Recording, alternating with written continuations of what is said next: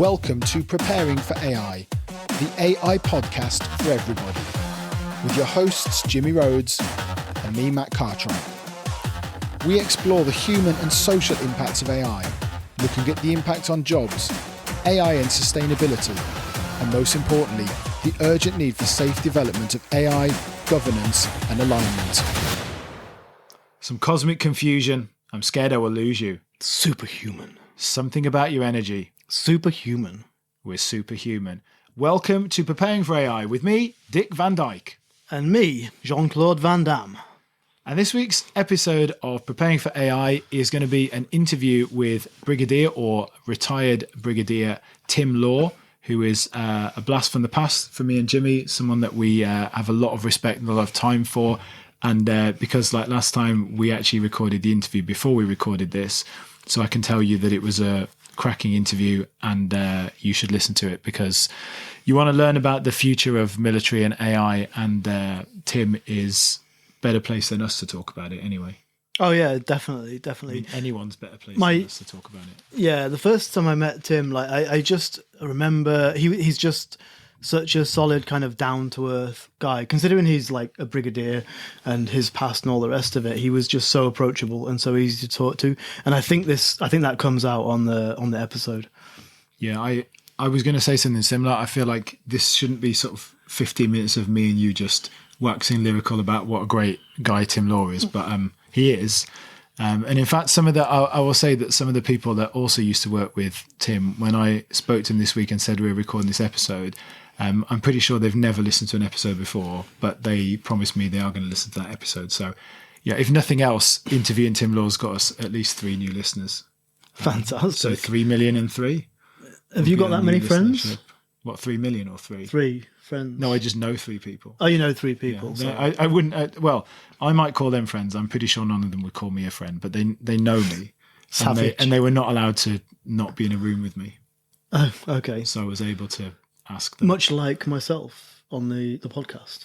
Well, no, we could do this remotely. You could. Oh, yeah. We could do it not in a room with me. We don't need to be this close. Yeah. I mean, we interview people; they're never in a room with us, which might be. Do you think if it was just you, they would come and be in the room?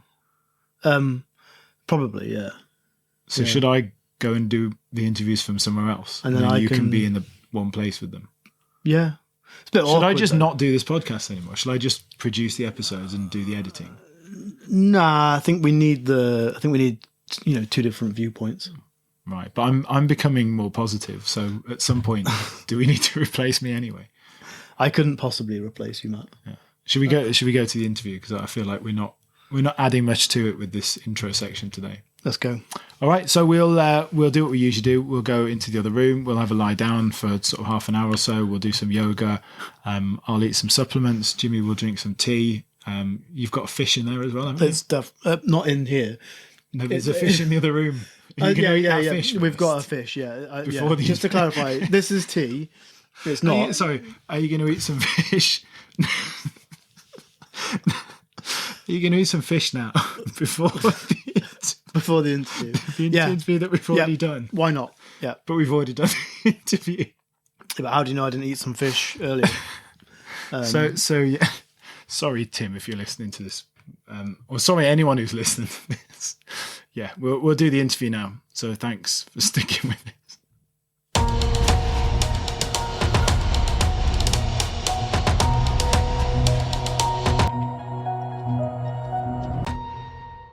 So as we mentioned today, we have, I think, a very, very special guest. So the first person that we've had on the podcast who has done service in the military. So Tim Law, for 28 years, was an officer in the British Army. He rose to the rank of brigadier, and then motivated by his humanitarian principles and his desire to support those with limited agency to support themselves, he transitioned into the charity sector around 3 years ago.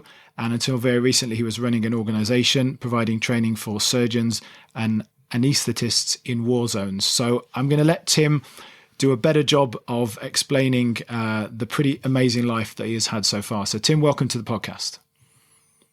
Thank you very much, both of you. You've done that pretty well, to be honest, Matt. We've met in a prior life. And, I think at the end of my 28 years of military service, I ended up in Beijing in the British Embassy, where I was working on, among other things, digital technology as it related to, the interaction between British and Chinese governments. So, I think it's a good opportunity for me to speak a little bit about what I know in this sector. I should point out, of course, to people who are listening to this, that it's 3 years since I left the military. I don't have any contacts in there now who are working on AI, but I do have a lot of insights into how artificial intelligence is used within the military and how it might develop. Equally, the concerns that people might have, which I think will be useful to cover later on. Great. So I think before we get into the kind of military side of it, let's start you off with a bit of a softer question. So your own kind of personal interest in AI. So, are you using AI personally at the moment? And what are your kind of hopes, fears, observations in the kind of current AI space? Yeah, I mean, talking about interest, about 10 years or so ago, I used to run something called Agile Warrior, which was the British Army's sort of experimentation program to consider what the future might hold and, what adjustments the military might need to make in order to, deal with disruptive technologies that might be able to shape the way that warfare is fought. And, AI was one of those technologies. There's obviously others too, quantum computing, novel materials, biotechnology, all those sort of advances that, sometimes you can't predict the outcome of. So I've always had an interest in that sort of cutting edge of technology and how it affects not just my business, which at the time was, helping to run a military force, but, also how it affects other people.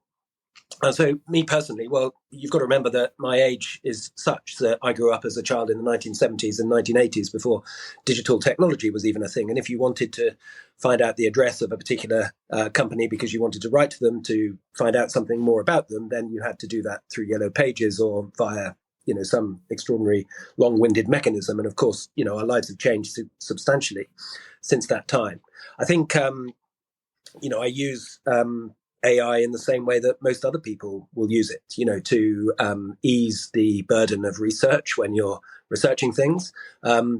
Sometimes you use AI because it's the easiest option. Nowadays, if you type something into Microsoft Edge, the first response you get back is actually the AI response, which is interesting in a way because there are some people, many people who have environmental concerns about AI. I think you've mentioned that on this podcast previously, whereby, as far as I understand it, it takes about 10 times more power to run an AI query than it does to run a query on a traditional search engine like Google. And if you have no choice in doing that, then actually, you're removing, or Microsoft in a sense is removing that choice from the consumer. So, I think that there are some really interesting elements to it. But no, largely, I use it for the same reason that most other people of my age would.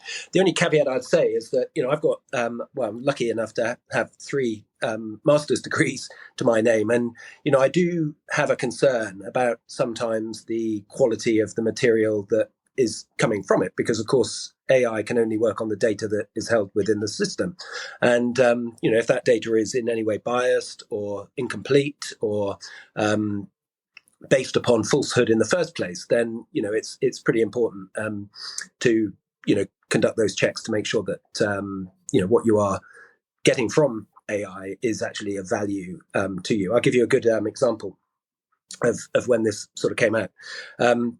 When I was chief operating officer of a charity about a year ago, we were running a recruitment campaign, and it was for a fairly junior entry-level position in the charity. And it was, I guess, in some ways, for a recent graduate, a great step into the humanitarian sector. And so we had a lot of applicants, even though the pay was, relatively low, even for London. And so, I think 135 people applied. And I would say that out of those 135 applications, about half, give or take, had some form of AI within the covering letter, because there was so much similarity in some cases. In some cases, the scanning, and in particular, the thing that was really obvious, I guess, was where people had used AI to write the covering letter, but then had used their own way of writing to write their CV.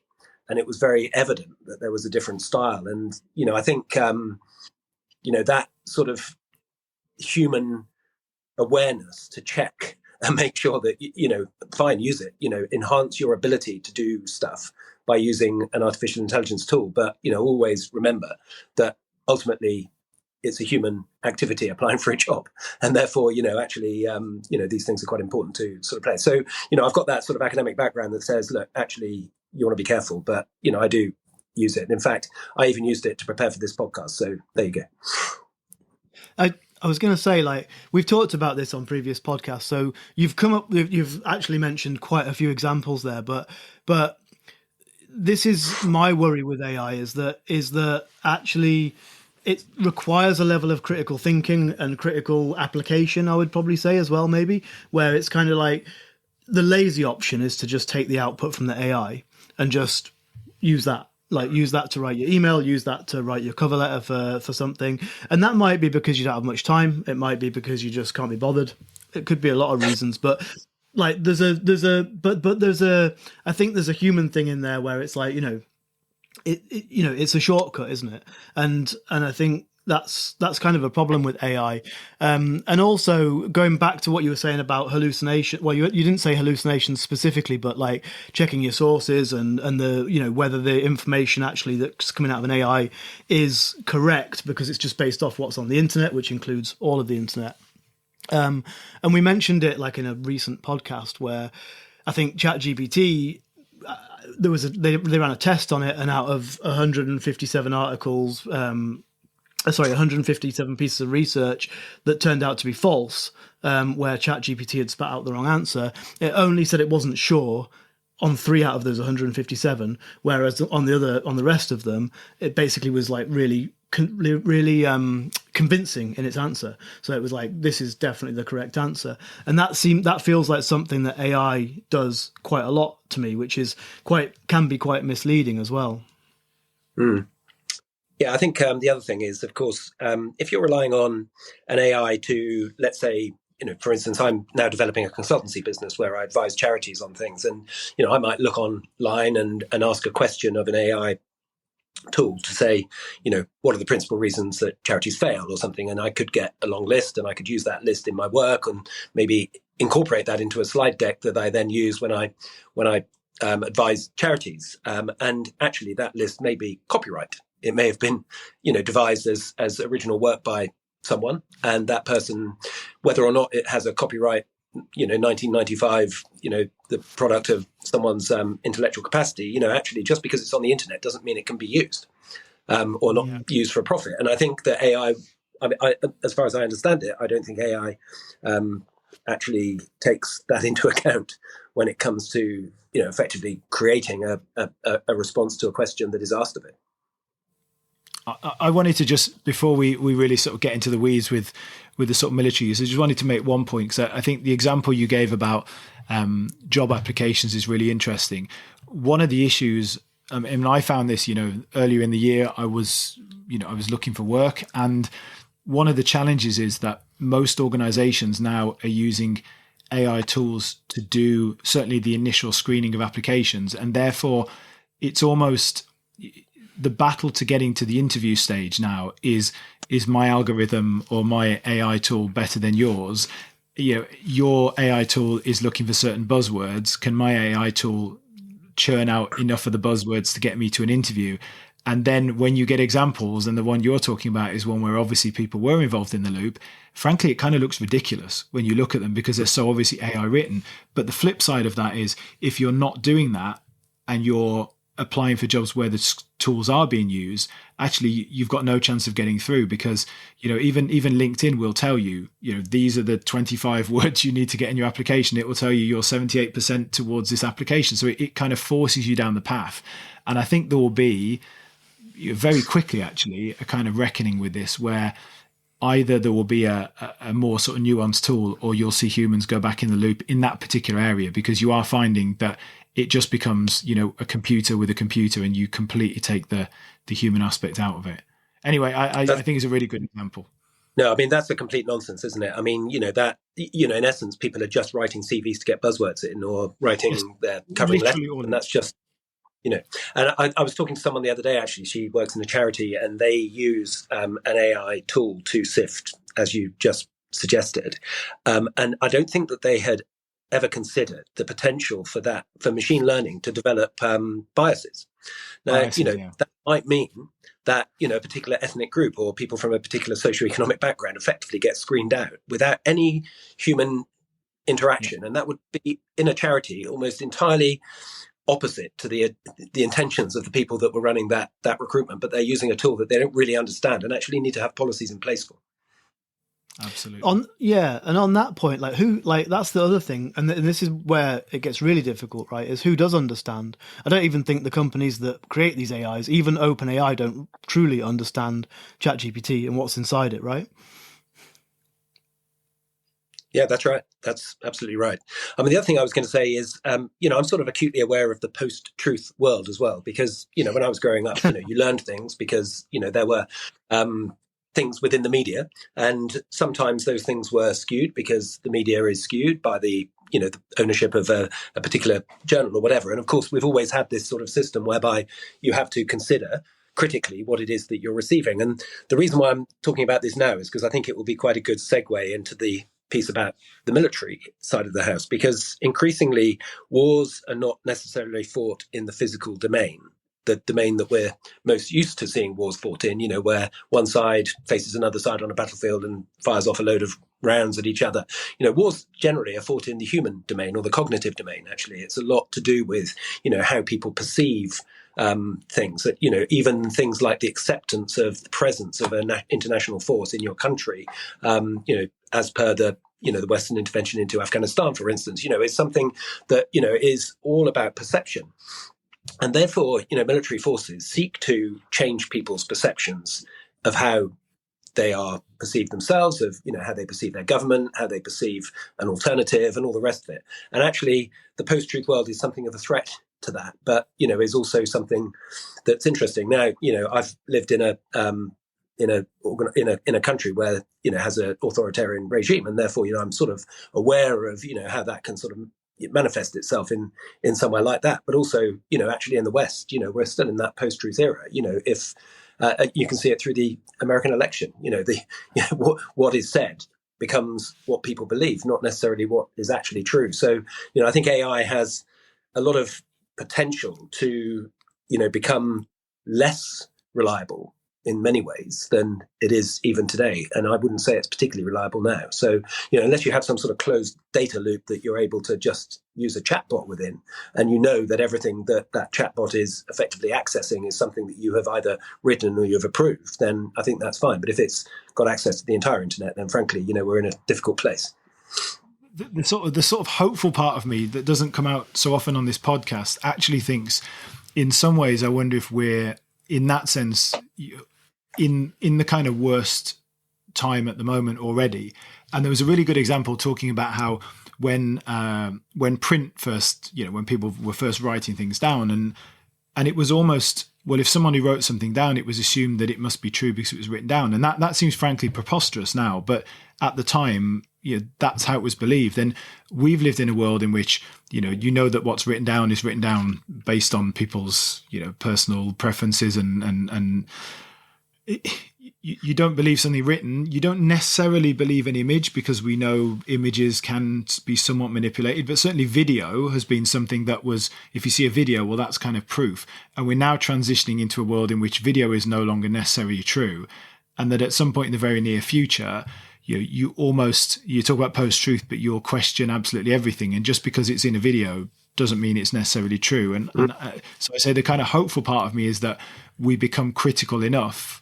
And it's depressing in some ways, but we become critical enough that we don't believe anything, and therefore it's at least more difficult for large language models or others to manipulate and deceive. I don't know if I'm being overconfident in this, but I'm trying to be kind of hopeful, because I do think you will have to see a change, which means more distrust, maybe more cynicism, but it means people are more realistic about the way in which information is being used to kind of manipulate and control. Yeah, and at the same time, I mean, there are applications of AI that have been in place for many, many years, like algorithms within, online shopping websites and things like that are, actually you could argue of value to people because they're, helping them in some ways. And, actually, I think the thing to do when you're talking about AI is not to talk about it as a single thing, but as a means to an end, a mechanism, and all the rest of it. And I think, from the defense perspective, to, go into that sort of space now, there is this sort of question that is artificial intelligence the next revolution in military affairs? And what I mean by that is, there have been times in history where something has come along that has been so disruptive that actually it's sort of changed the character of warfare to a degree that the first adopter of that technology has had such a major advantage that it's enabled them to retain sort of superpower status, or at least the ability to deter acts of aggression against it. And I think, that question is a really good one to start at. Is AI a revolution in military affairs? Do we know that yet? What evidence is there that people consider that it might be? Those are really interesting questions. So some examples that spring to mind. First of all, there's robotics and the improvements in robotics, which, you're starting to see companies like Figaro 1, you're starting to see companies like Tesla. They're not military applications, but and you've also got Boston Dynamics, who usually do demonstrations of dancing dogs and dancing robots. But these are the kinds of things that, and also obviously drones. In terms of physical military assets, I think those are the kinds of things we're talking about, right? I mean, I think that's the thing that is most often sort of talked about or seen in terms of, developments within the defense industry space, not just within the West, but also in other countries around the world where, China, for instance, has got some really advanced imagery that you can see. Now, of course, that could equally be manipulated, but, there is, autonomous robots that in essence are doing things on the battlefield that are either dangerous, distant, or repetitive, monotonous, all those sorts of things. So, for instance, providing medical support to soldiers on the front line. Actually, if you can, take medical supplies forward, using some sort of robot that doesn't put medics at risk, then that's potentially an advantage. If you can resupply forward troops with ammunition, without exposing those people that are doing the resupply to danger, that's great, because those things have to happen. They have to take place. And therefore, let's find a system for doing that. And a lot of militaries are investing in a lot of stuff in that sort of area. But that's only really a part of, what AI potentially can offer militaries, and it's definitely in what I'd call the tactical space. And just for the benefit of the readers, in the military, there tend to be sort of three different sort of levels of warfare: the strategic level, the operational level, and the tactical level. The tactical level is really where it all happens, where forces meet, or somehow whether it's in the cognitive or the physical domain, there is some sort of activity that is taking place that is countering another organization or force. At the strategic level, though, I think AI possibly has less value, because strategy is fundamentally a human sort of procedure, I'd say. I'm interested to see, whether in the future such tools will aid strategy development, in a military sort of context. But yeah, certainly autonomous systems are the things that people speak about the most. But there's all sorts of potential areas, things like language translation, for instance. I was involved in the evacuation of British nationals from Wuhan during the pandemic. And we had a team that was sent down to Wuhan to help get people through the airport. And the majority of those people in that team didn't speak Chinese. And of course, most of the people in Wuhan, in the airport and in the security forces around, would have only spoke Chinese, wouldn't have had access to English. So we went out and bought some systems from iFly Tech, which you're probably aware of. I think it's a company, I can't remember where it's based, actually. I think possibly Shanghai, but say again? I think it's Shenzhen. But yeah, yeah. They have a pretty good AI large language model, actually. Yeah, that's right. And so they, in essence, took that in, so almost simultaneous translation of what you're saying. Now, if you think about that in a wider military context, particularly when you're doing something like peacekeeping, being able to connect with the local community is very important. In the past, military forces have had to send people away in language schools and learn languages for a very long period of time. Could that in time be overcome by those sort of AI tools, which is a positive thing potentially. I want to go back to something that you said before about this this idea of the kind of strategic part being where the human element is still needed. Because one thing that I guess think about is this idea that we sort of get to a point where there is so much reliance on AI, and I think one of you, I can't remember if it's Jimmy or you, Tim, that talked about this before about sort of over relying on and taking everything at face value that it's correct. That there's so much of an over reliance on AI that it's almost like, well, we know that they're going to be using their AI and they're going to let the AI make the decision, and if we don't let our AI make the decision, on one, well, the AI should make a better decision, but secondly is, well, if the AI makes a decision and it goes wrong, then it was the AI's fault. We can't be second guessed. Whereas if we make the decision personally, we're held to account. And so the AI becomes almost, on one hand, there's this kind of over reliance, but it almost becomes a crutch to hide behind as well. Because let's face it, the thing that people are paid for, the responsibility is making the decision. Well, if you can hide behind the AI, then when the decision goes wrong, you're not on the block. It's the AI that is. I mean, do you share that concern? Well, absolutely. I mean, I think that's one of the main concerns about, the use of AI within the military sector. And actually, when I was in Beijing, I also enabled conversations to take place between the concepts teams of the British military and the concept organization of the Chinese military, which is the Academy of Military Sciences in Beijing.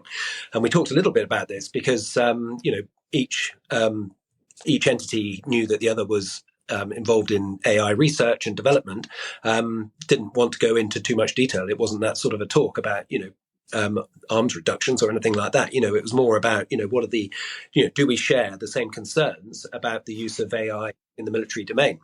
And I think, I guess that there are a number of, potential concerns about it. And prime among those are ethics.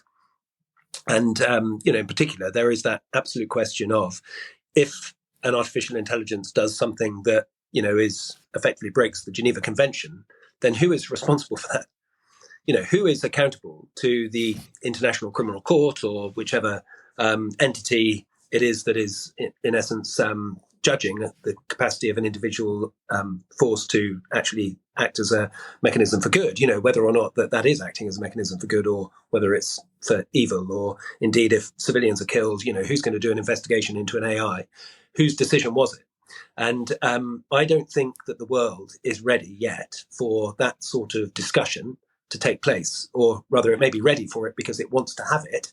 But I don't think that the way that geopolitics is currently framed within the world will be in a position where realistic talks and progress can be made easily in that area. So in the research I did, so I also used AI to research this episode. You'll be unsurprised to hear. And Perplexity came up with one example here. The US Department of Defense is implementing JADC2, a centralized system that uses AI to integrate decision-making from various military branches. This initiative aims to improve strategic and tactical decision-making by ensuring seamless communication and data sharing across forces. So I think that's an example of it already in place. Obviously, we don't know the detail of it, but it's if it's in place in the US, I think we can safely assume it's not the only country that's already using it. No, that's right. And you'd expect that sort of thing to be taking place in advanced militaries. And, if you, again, I'll go back to China because that's where I ended my military career. The Chinese military is also investing in what it calls intelligentized warfare. It's the big sort of ticket item that it talks about. I'm sure there are others as well. The IDF, the Israeli Defense Force, in its Iron Dome system, which is the protective system that in essence denies Israeli airspace to ballistic missile attack, which I think famously over the last few weeks and months has failed on one or two occasions. But I think that uses a significant amount of AI. What I'd say is actually if you know anything about military history, I don't know if you're aware of, I suppose, two things that I think AI would have been really valuable for, potentially. The first one is the German penetration through the Ardennes in the Second World War, effectively moving, bypassing the Maginot Line. And everyone said tanks couldn't possibly get through the Ardennes. And they did. the second thing is famously contained within the rather wonderful movie A Bridge Too Far, which tells the story of the Arnhem campaign and the airborne landings of the 101st, the 82nd Airborne, and the British Airborne Division, and that film states, within that film, there is an intelligence officer who's very worried, telling Lieutenant General Boyd Browning, who was commanding the British division, he was commanding the whole Airborne Corps attack, that he thought that there was a Panzer division based within the area of Arnhem. And famously in the film, it's sort of, oh, well, I wouldn't worry about that. That doesn't look like that would be the case. Now, if you think about both of those things, those things about, when you're sort of predicting what military forces might do on terrain, it's something called intelligence preparation of the battlefield. Most staff officers are trained to do it at the various staff colleges that we have. And in essence, what you're doing is you're looking at the doctrine, the equipment capability of a opposing force. You're applying that to the ground and thinking, in their doctrine, using their equipment and on this terrain, would they be able to do this thing? And then you make your own dispositions accordingly, because you think, well, okay, they can't come through the Ardennes, so we don't need to worry about that. Or, they're not going to put a Panzer division in Arnhem, so we don't need to worry about that. Well, actually, if you think about it, the thing that you mentioned that the US are using, which I haven't heard of, but obviously it's a command and control system using AI, that would really benefit from, if you had an understanding of how another force actually fought, how it organized itself, what it looked like on the battlefield, and then how it would apply terrain and all the rest of it, and then maybe look in history, maybe take data from previous exercises and things like that, you would have those answers, and it would be much more robust, your intelligence system, which I think is a potentially very good application. I'm smiling because my next point that I was going to raise, and we obviously think alike, Tim, but my next point was literally AI-driven simulations creating realistic training environments for military personnel, allowing them to practice strategies and decision-making in virtual scenarios without real-world risks, which I think, plugging in, like you say, the historical the historical kind of analysis of previous engagements is exactly the example. So absolutely, that's down as one of, like I say, I kind of picked out 5 kind of key points which I thought in kind of potential warfare uses, or potential military uses, sorry, I should say, not warfare uses. So absolutely bang on. Yeah, on that point, on the point of the kind of like the analysis and understanding it, like why do you feel like having an AI is more useful than a human? I've got my own thoughts on it, but I'm just curious as to why, like, where obviously humans had a sort of gap there in their understanding or their knowledge, why would AI help, so to speak? Okay, well, I mean, if I refer back to history, I think it was the Duke of Wellington who famously said something like, the key thing in war is to know what is on the other side of the hill. And, that sort of still remains the case, whether it's physical or cognitive or whatever, it's understanding what the enemy is, the opposing force or whatever it is up to. And therefore, having that awareness is pretty important. Now, when I was a more junior officer, many, many years ago, a captain actually, so a very long time ago, we used to have to effectively learn a book that was known as The Pink Pillow. The Pink Pillow must have been about, 1,000 pages, and it was on pink paper, which is why it was called the Pink Pillow. And the reason why it's called the pillow was because it was so thick. Actually, if you were struggling to find a pillow at night in the basher, it would be quite a good thing to put down and actually use as a pillow. But this thing, the Pink Pillow, was, as I say, very, very long, and it included within it basically the whole sort of doctrine, equipment capability, how an organization would fight, how it would be configured, what logistic support it required of a generic force. And that generic force was selected in order to sort of say, well, look, when we exercise, we're not planning a war against a particular country specifically. This is about creating a generic enemy force that we understand really well, so that whenever we fight, we're fighting against this potentially generic force. Now, there was 1,000 pages in there. There was no hope during a military exercise that you would remember precisely what the vanguard of that particular force would have within it, how many kilometers in advance of the main body it would usually operate, because, those things sort of constrain the way that people find. Now, an AI tool would be able to analyze all of that at the press of a button. It almost, to the degree that now you could almost say, well, look, okay, somebody has, let's say a sensor has picked up a particular piece of equipment that only from a doctrinal perspective is held in a particular part of a force. Now that, if that was connected, would be able to say, well, if that's the flank, then the main guard is going to be here, the main body is going to be here, the rear guard is going to be here, this is where their logistics are going to be.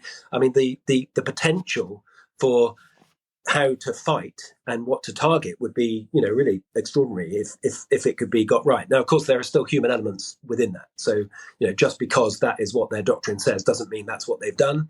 But then again, if they're using AI themselves, then maybe they would do that because they're effectively, making their own dispositions in that sense. It's a pretty interesting field, and I'm sure that there's a lot of work going on. Well, in fact, I know there's a lot of work going on in China about it because, almost the whole of the Academy of Military Science, re-rolled itself into, chasing the dream of artificial intelligence as being a revolution in military affairs while I was in China.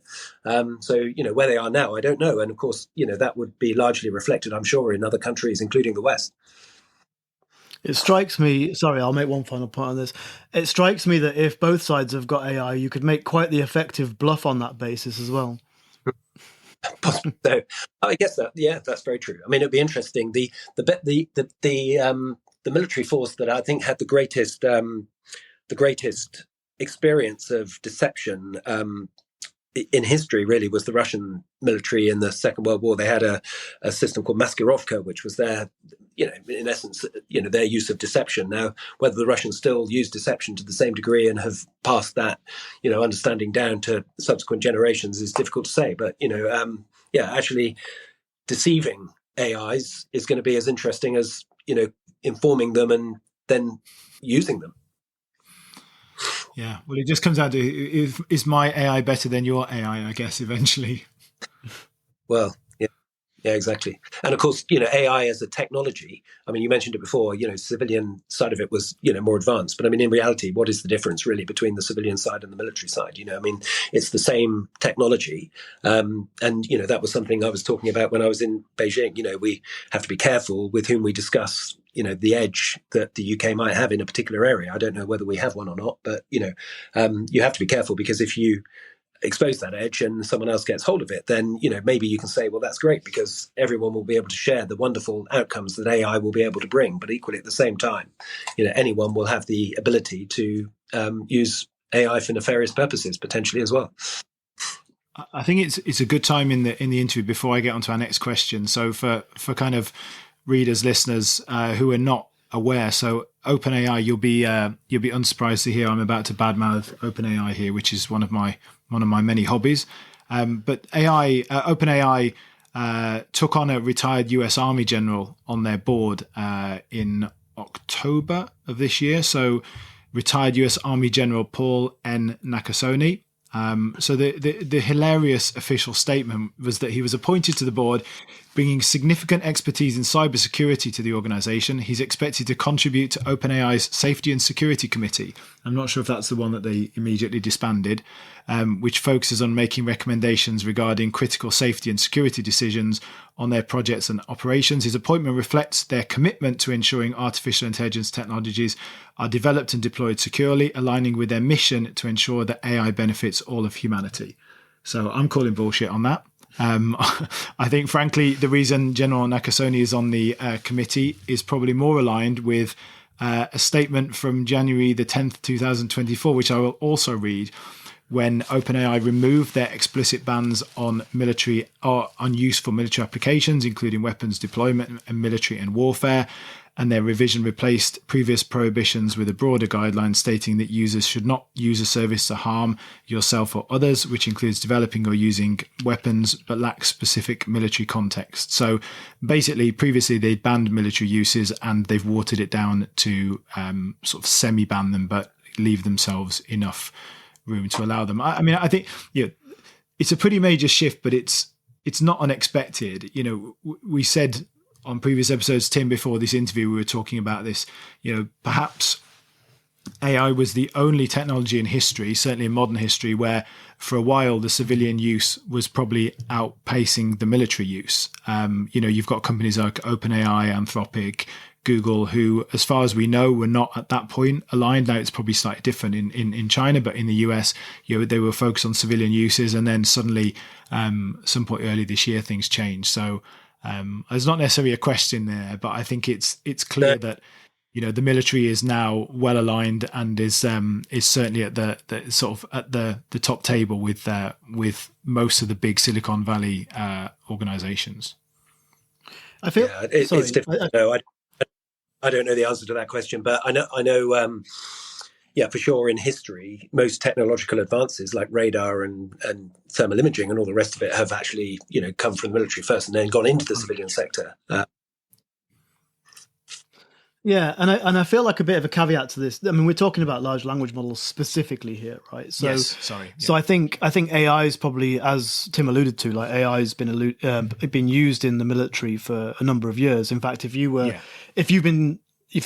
on a task force 10 years ago where you were looking at the applications, then actually that's probably way before AI was on a lot of people's radar. Yeah, I should probably go back. Caveat: what we're talking there is large language models. Obviously, some of the other military uses, for example, drones, robotics. Military was at the forefront of it, but the large language models had certainly come up. Civilian, commercial uses were at the forefront, and then it's pretty clear that something switched early this year. So I'm going to ask you, Tim. You touched on it briefly, but ethics of using AI in warfare. I mean, I wonder if it's simply a case, as it seems to be, across the board with AI, that, well, we can't stop because otherwise, they will get ahead. They, varying depending on who you are. But are ethics really going to come into this, or is it just a case of, essentially it's a race to the bottom? Yeah, I mean, that's the big question, isn't it? I've not given you I've not given you much to play with there, have I? Yeah. Look, I mean, there are laws of war. There are laws that govern the application of force at an international level, and there are laws that govern how that force is employed within a military setting. It's called jus ad bellum and jus in bello in Latin terms, but they're widely known terms within the military and government communities because it's important that when a country decides whether or not it's at war or not, that it can justify that to its stakeholders, whether that's its own people or its allies or whatever. Similarly,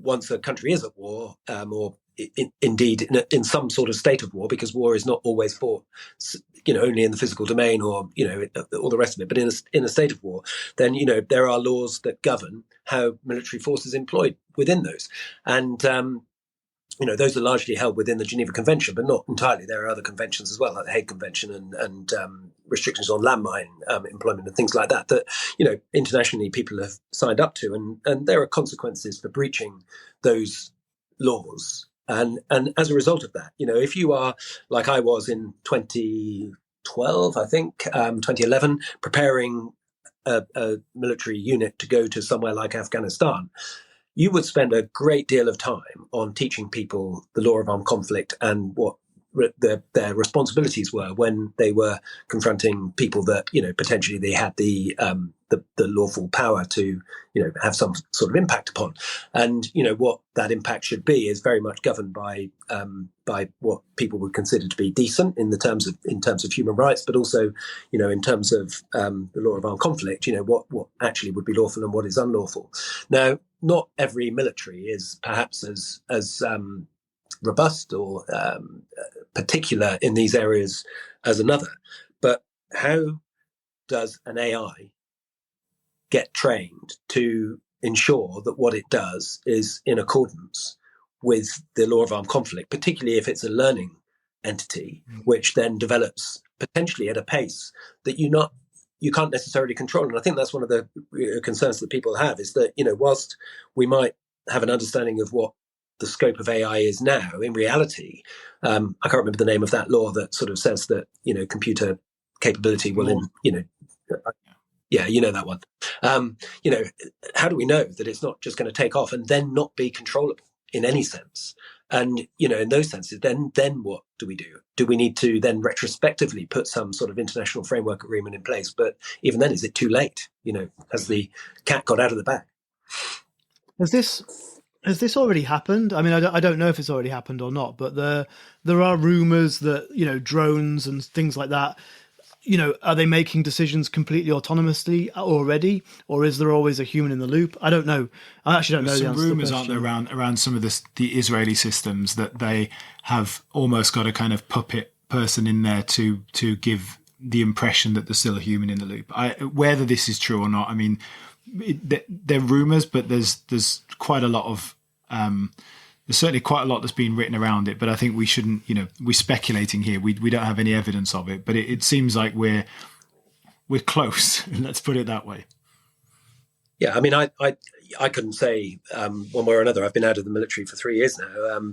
I was reading something from the Jamestown Foundation, which is a US think tank, and there was talk within that autonomous combat systems that can operate independently of a human are already in place within the Chinese system. Now, those, China's not using those against, a third party, another nation, but we don't know that they're not using them, within China, for instance. So, that is something that is interesting. But, that, or it could just be experimental and what happens if we have this system that can do this. I'd be pretty confident that within the West, there is not a single military force that is not keeping a human in the loop. But I say that without actual knowledge because, as I said, I've been out for 3 years. I'm curious. So, I know where the line is, as in we're talking about the line of technology making the decision versus a human making the decision. But in the past, obviously, there's been in war in general, there's been huge technological advances that have rendered the other side almost irrelevant. Like thinking back to kind of like the samurai in Japan and stuff like that against rifles and technology basically. And I'm sort of like, I don't know. I'm just curious to tease out what the difference is here, because there's been what I'm saying is there's previously been examples of where technology has basically rendered the other side obsolete. How is this different with AI? Yeah, well, it's not really. I mean, that's what I mean. That's what's really meant by a revolution in military affairs. It changes the face of things so much that actually people have to then scrabble to keep up. I don't know where people are, but this is definitely, the sort of, I don't know whether you could call it an arms race because AI is not really an arm, but, it's a enabler, it's a technology, is this the next, technological race? And, what are the potential risks of it being the thing that is the next revolution in military affairs? I mean, I talked earlier about this potential bias and discrimination that can exist within CV sifting tools. Well, if that same bias was built into a targeting system, then what's not to say that an AI targeting system could simply focus its efforts on a particular ethnicity or something like that? I mean, it's pretty scary stuff, and it's not that is the sort of thing that we want to be having international agreements on, that all parties that are potentially involved in these in this sort of research and development come and gather together and make some rules. But I don't see there being much hope of that in the near future. It's certainly, I mean, it certainly is an arms race, and if you look at some of the stuff that comes out from the US. And and I'm not talking here kind of government. I'm talking just from people in Silicon Valley who say, well, we have to be ahead of China. Well, if you look at China at the moment, actually in terms of regulation around AI, because of if you Tim, you know China well. China has an interest in regulating AI because AI has a potential to affect social stability and create social unrest. So China has a genuine intention to control and to regulate AI, whatever you think of the motivations for it. I sort of worry that if there is this kind of accelerationism on the US side, actually then China feels like, well, we don't have a choice to regulate because actually we have to keep up with you. And therefore it it is an arms race, and when you've got militaries involved in it, it literally is an arms race. I mean, I think we're there already. I find that very difficult to see how it can be stopped or contained, because the mentality is not going to change. Yeah, absolutely. Yeah, nothing more to say, really. I mean, the key thing is that it wasn't really a question, was it? It was just a statement that I just I mean, the other thing, of course, is testing and validation as well. To be sure what will happen. When you let things progress. How do you have those testing and validation procedures? Are they robust enough? There's all sorts of things, including education and training. How do we make sure that we have the workforce that we need for? I mean, as the Chinese call it, an intelligentized warfare. That sort of thing. It's really interesting. Another beautiful segue, Tim. So I was going back to our kind of route as a work and industry focused AI podcast. So I was going to ask you what you think the development of AI means for the future of military jobs, and thinking, people who might be listening to this thinking of future careers. Does it just suggest, it's a different skill set? It's more focused on technical skills, on tech, or does it just mean an ever smaller physical military, and everything is just, war just becomes even more kind of fought in or not sort of warfare, sorry, but the whole kind of military operation just happens in more of a kind of grey zone? Yeah, I mean, but those questions are in some ways rhetorical, aren't they? I mean, in the same way, it's difficult to answer. I think, there is likely to be a greater growth in the things, Jimmy, that you mentioned earlier. You started off talking about robotics and unmanned systems, drones, things like that. We're going to see more of those being used, partly because, we've seen in recent experience, anything that you can see in the news about what's going on in Ukraine or indeed in the Middle East, the use of things like that has been, a bit of a game changer in those environments. Whether they use AI or not, that's sort of irrelevant, because, if you're developing AI and you're developing those things independently, then it's not very long before you bring them together and think, how can we make this even more effective or whatever, So, I do think that there's going to be a growth in unmanned systems. There will be people who say, the essence of warfare or the character of warfare won't shift substantially. It will still involve people, closing with each other and attacking each other or whatever it is. I'd say that, that is going to be likely. There will be an element of that, but what I guess is the biggest question is what is going to be decisive in future warfare? What is going to be the thing that changes, that makes one side that, perhaps is not in a favorable position suddenly in a favorable position, or, vice versa. What is it that is that thing? And, it may be that AI, is that enabling technology. So what does it mean for the workforce? I guess the first thing is that, even in the sort of less contentious areas of AI, so for instance, predictive things that would enable you to have a better supply chain, or, enable you to be able to predict when your equipment is likely to fail so that you've got a better system of equipment support. Those sort of things, are still going to require people with technological skills that, perhaps don't exist in militaries today. So, it becomes a more challenging environment in which to work. It requires people with different skills. I guess in a way, those skills are being developed in young people because people are digitally fairly savvy. And, countries like the UK, the US, China, Russia, and others are investing in technological education. It's no surprise within the UK there's been a huge increase in the number of people that have been encouraged to do mathematical and science type of degrees. Now, whether or not that's bearing fruit, I don't know, because I'm not an expert in that. But I think there is potential for that. Now, will a totally autonomous force replace a non-autonomous force, a sort of force containing humans? Well, interestingly, I was part of the experimentation that we did when I was in charge of this Agile Warrior program. I mean, this is more than 10 years ago now, but we were looking out to 2035, and we were trying to imagine what the future operating environment would look like. Now, this was back in 2012, so that was 23 years of future thinking. Now, if you think about, we don't even know what's going to happen next year, right? And actually, we started off this process of bringing people together, not just people within the military, but scientists and think tankers, academics, and all sorts coming together, and all multinational as well, to talk about this. And the thing that we said at the beginning was, look, think back to 23 years ago, which was at that time 1989. Now, I can tell you there was a big difference between what technology was out there in 1989 and what was there in 2012. I mean, for instance, in 1989, I don't think anyone that I knew had a mobile phone. I think the first person I knew to have one was 1992, 1993. That doesn't mean they weren't in the minds of, tech developers and all the rest of it, but no one had one. No one saw the benefit of having one. And you'll probably remember, I mean, you're not old enough maybe, but, when the first mobile phones came out, there was something like 55p a minute. And, people say, like, why are you doing that when it's only 10p from a call box or whatever? No, all those things are obsolete. Now, there's no way that in 1989 people would have imagined what the world would be like in 2012. So when you're in 2012, imagining what the world would be like in 2035 is a different thing.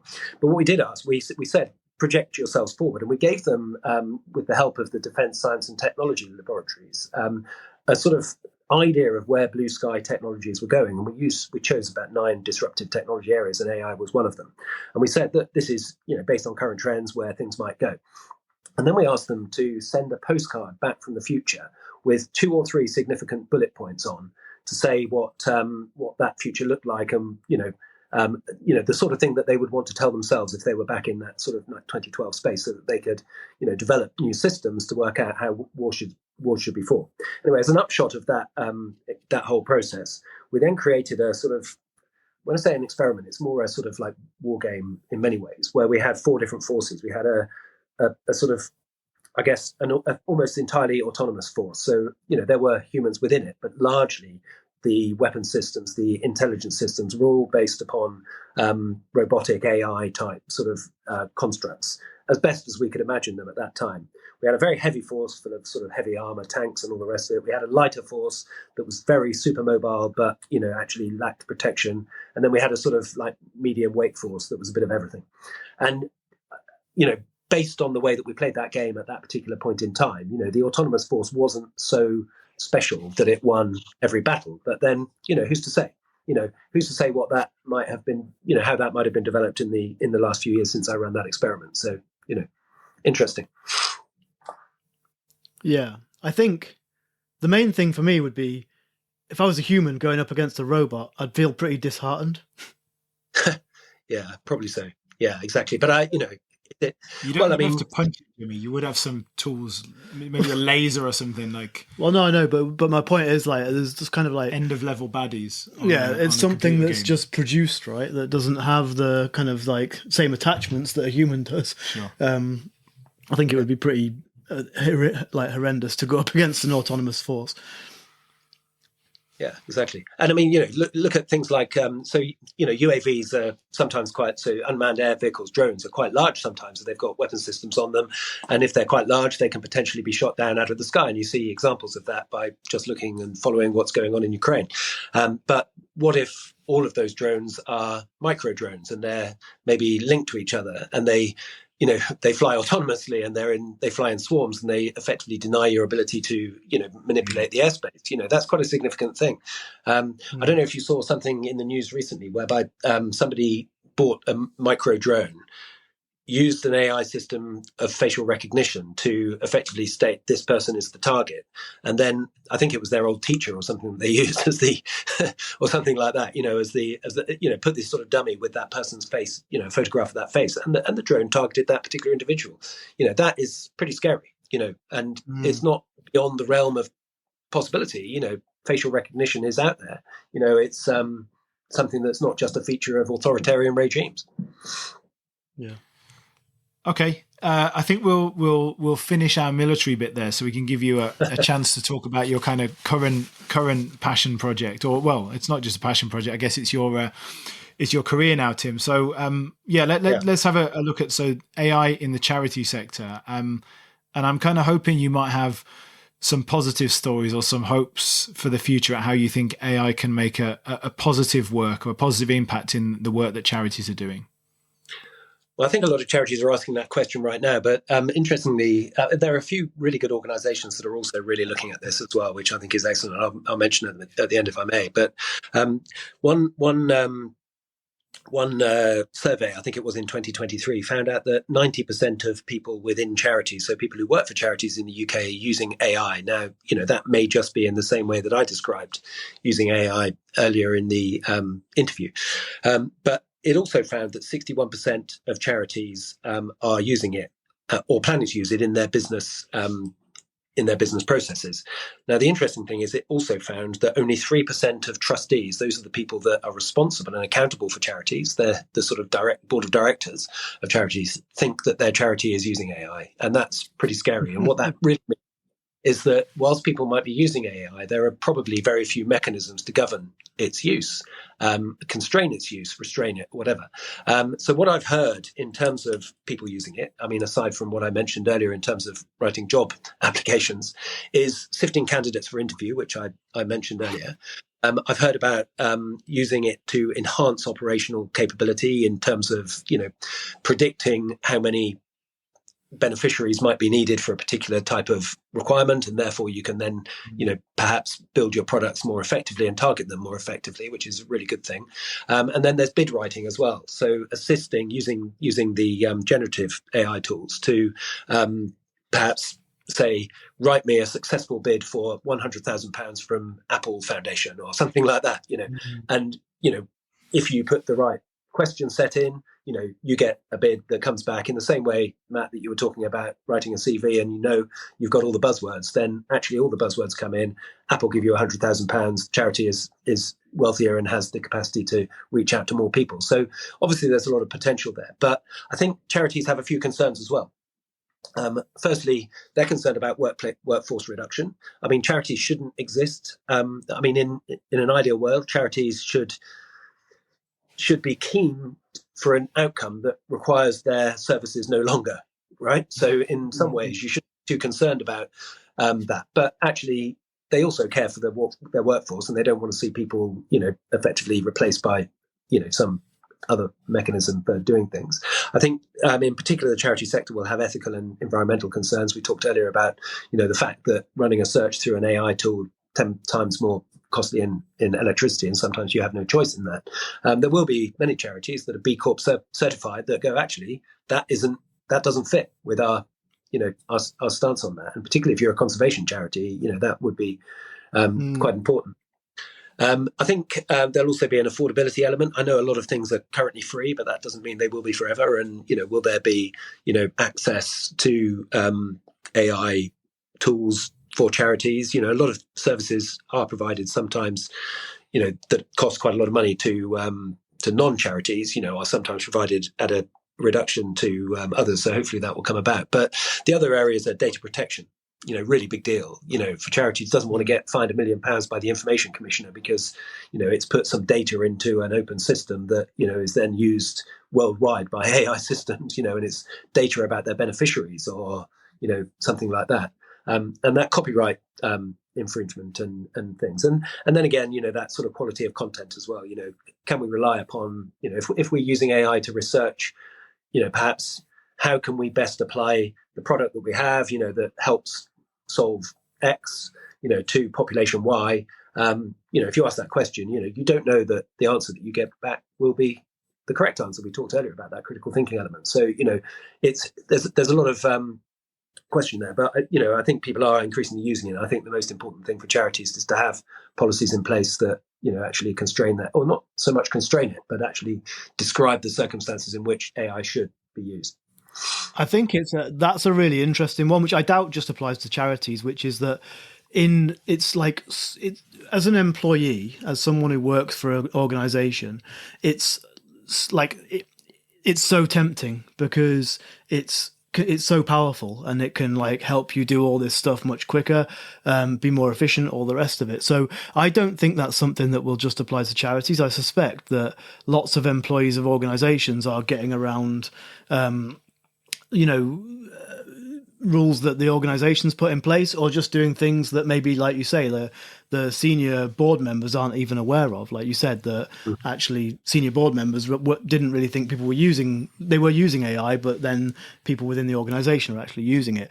And so I suspect it won't be that long before we see the first issues with that, where actually you're putting personal information, you're putting sensitive information into an AI system that's basically said we're going to use that for training data, and then at some point in the future it's going to pop up in an answer somewhere. There's another issue with charities, I think, which is not not unique to charities, and it doesn't apply to all charities, because all charities operate from the National Trust, environmental charities, but the nature of a lot of charities' work is you have a lot of vulnerable people that are supported by charities, and therefore that data and information is even more sensitive. is more sensitive, can be abused more. I always go into the examples around sort of medical, but information that can go out there in a country like the US, where you have a kind of medical insurance system, information of people who are in a alcoholic support charity or drug support charity, or whatever kind of counseling that makes its way into a system that allows them then to be potentially filtered out of medical coverage systems. There's all kinds of risks which are there for everything, but they're more acute, I guess. Not for every charity, but I would say the charity sector has probably going to have more concerns in that area than most industries. Yeah, because it's trying to do good, right? Exactly. I think but there are some real benefits. I mean, like for instance, when people donate to a charity, they have, it's a human activity, isn't it? Donating to a charity. Largely, most people don't delegate that to anything else. They are touched by something that they hear. They, and in that storytelling, of course, AI can be used to, enhance that, to make it, more appealing and target it to the right people. But also, you can use predictive AI tools to understand what people's giving patterns are. If there's a particular time of year that people give, or a particular story that has historically helped them to make a decision to gift, then, actually knowing that allows you to not waste too much time when you're fundraising on, the wrong people. You've probably been subjected to what's called charity mugging, chugging. I don't know if you've walked along the street, and someone comes along, and it really turns me off, because I think it's really wrong, for charities to do that, but they're, they must be doing it because there is it must work. Of society that either not so much susceptible, because that would make it seem as if it was a nefarious activity, and in essence it's not. It's asking people to give money, to benefit a cause, but actually being able to make better decisions based on AI is probably something that would be of value, and something that charities probably need to develop. I just want to go back to the point you made at the beginning, and Jimmy touched on it a bit, about people in charities using AI, and the kind of, not expectation, but the difference between that and the perception that sort of CEOs and directors, etc., of charities had, because it's not unique to charities, but we see this kind of across the board, that at the moment we're in a kind of world where people are using AI to do their job. They're using it, they see it as a shortcut. They think that they're clever because they're using AI and nobody else is. Well, actually, everyone's using it and thinks the same thing. But they're also worried that their boss, if they find out, will either think, well, one, why do I need them anymore because they've got AI? Or two, well, they're lazy, they can take on more work. Rather than them thinking, well, actually, this shows that they're being innovative and they're, taking advantage of technologies. That will kind of shake itself out, because we'll reach a point where, if you're not using large language models in some way in your work, you're just going to fall behind. But I think it's not unique to charity sector, but it's still an interesting. I think what I find interesting about this is the fact that the people at the top appear to still be very, very naive to what is happening. And it's interesting in a sense that this is a kind of bottom-up technology that's being adapted. In schools and universities now, the percentage of people who are using them in schools to write assignments in high school and college, etc., is kind of phenomenal. You would expect that in work it's not quite as high, because as the age goes up, people are adapting the technologies slightly slower. But you are kind of reaching a point where surely everybody is using AI in some way. And this idea that they're not using it, to me, it kind of seems ridiculous, but it appears that a lot of people in positions of seniority and power don't yet know that their staff are using AI. I find it kind of amazing, but I guess that maybe plays into the kind of dynamics of age and what you're doing in your job day to day. Yeah, absolutely. Yeah, and I think it should be a concern that only 3% of trustees were aware of that, and that is something for all boards of trustees to think about, and actually ask their staff, what are you doing? There is actually a really good toolkit out there that is available through, I think it's Zoe Amar's website. She's a leading thought leader in this area, and that enables people to. It's also available, I think, through charitydigital.com as well. But that's enables people to almost check what is going on and then consider what they want to govern within their workspace. And I think that's perfectly sensible. So we'll finish off, Tim, with our kind of standard 2 interview questions. So that the first one, and sorry to sort of put you on the spot with this one if you haven't had time to think about it, but where do you stand generally on the future of, are we headed for an AI utopia or are we headed for a dystopia?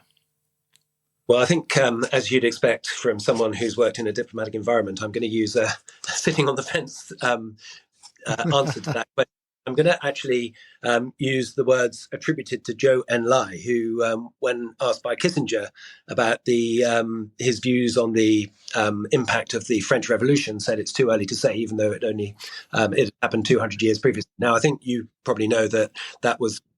That's been misquoted, and in fact, he was talking about the French student protests of the late 1960s. But even then, that was 3 years, past at the point in time that he was asked.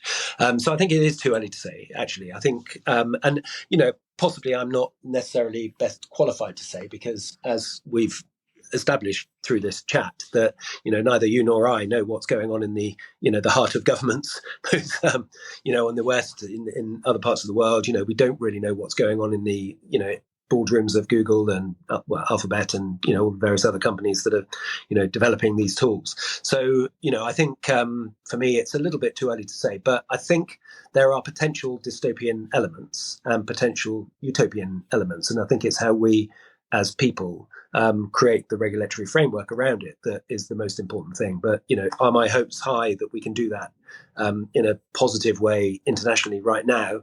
No, but that doesn't mean to say that will take forever.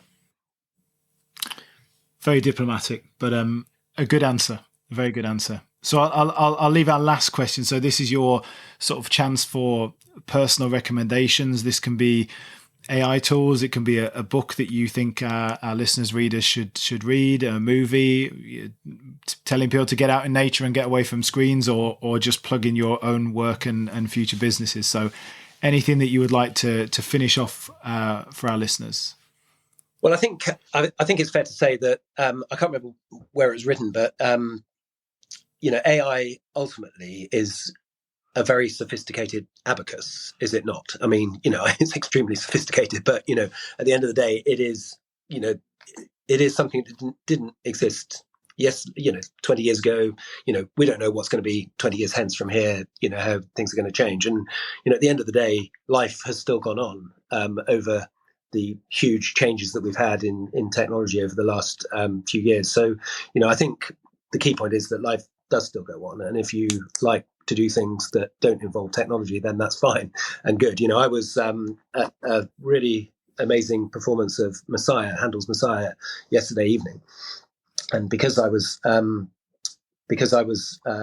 preparing for this podcast, I thought, how different would this have been if it had been, if I had just asked Cerebras, for instance, give me a fantastic rendition of Messiah, that I might have got one. I might have got, not now, I don't think, but, down the line, you might be able to ask, give me this, and it might be able to sample, the best ever tenor, the best ever bass, the best ever soprano, bring a choir together and bring the most perfect example. But that doesn't mean that experience is the same as going to an ancient cathedral and, seeing other people, so lifted by the experience of the skills that individuals have developed in order to be able to, deliver something like that. And, you talk about going out into nature, that is not, birds and bees and flowers are not, needing AI to get to the next stage of their development. So I think we have to put this in context.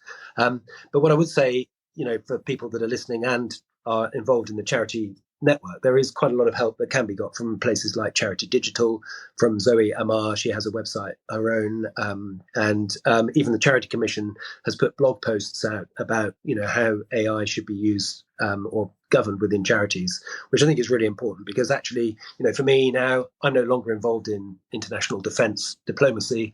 I'm now working with charities to try to improve their ability to ride out the changes that are taking place in society and making themselves more relevant for their beneficiaries. And that, for me, is my focus now. So yeah, there's stuff out there. If you want to have a question, or if you have a question about charities and adoption of AI, then I'd be happy to discuss it with anyone. Great. And we will we'll put all the details in the show notes, the things that Tim has talked about today, and also his contact details if you want to get in touch. Well, Tim, I think I speak on both of our behalves when I say you're one of our favourite people that we have ever worked with. You're now one of our favourite people that we've interviewed as well. So thank you very much. That was a genuinely fascinating interview. Maybe we will, like we say to a lot of people, we'll have you back in a year and see how things have moved on. And next time we're back in the UK, it'd be great if we have a chance to catch up. Yes, absolutely. Yeah, really great to see you again, both of you. Yeah, thank you, Tim. Been great to catch up. Thank you.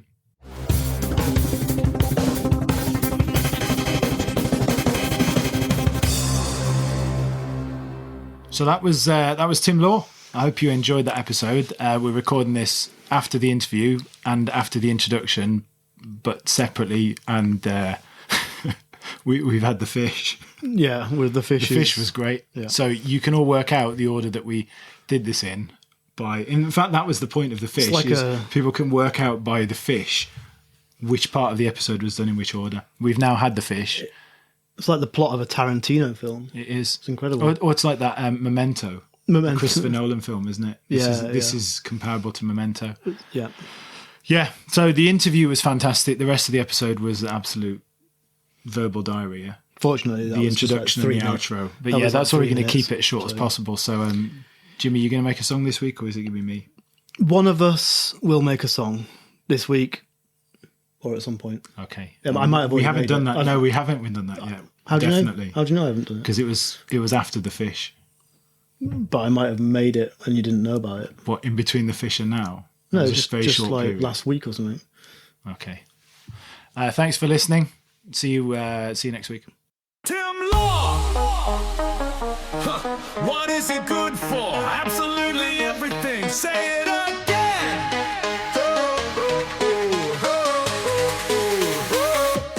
Tim Law! What is it good for? Absolutely everything. Say it again!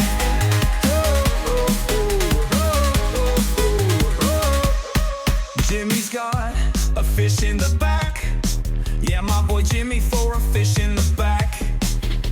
It isn't in his mug, that's just a cup of tea. Cause Jimmy keeps his fish in the back. Well, in this crazy AI world, when it all gets too much, just come and sit with Jimmy and Matt. They'll bring a smile to your face that you can never replace, until old Jimmy grabs that fish from out back. Jimmy's got a fish in the back. Yeah, old Jim got many fish out the back. It isn't in his mug, that's just a cup of tea. Cause Jimmy keeps his fish in the back. Fish, fish, fish, fish. Jim, Jim, Jim, Jim, Jim, Jim.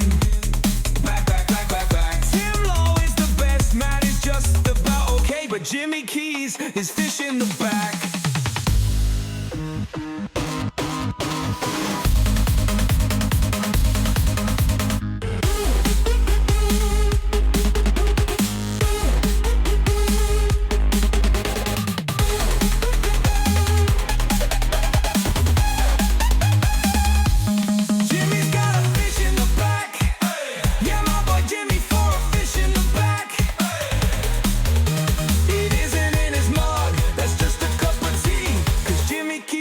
In the back. Fish, fish, fish, fish. Jim, Jim, Jim, Jim, Jim, Jim. Back, back, back, back, back. Tim Law is the best. Matt is just about okay. Cause Jimmy keeps his fish in the back.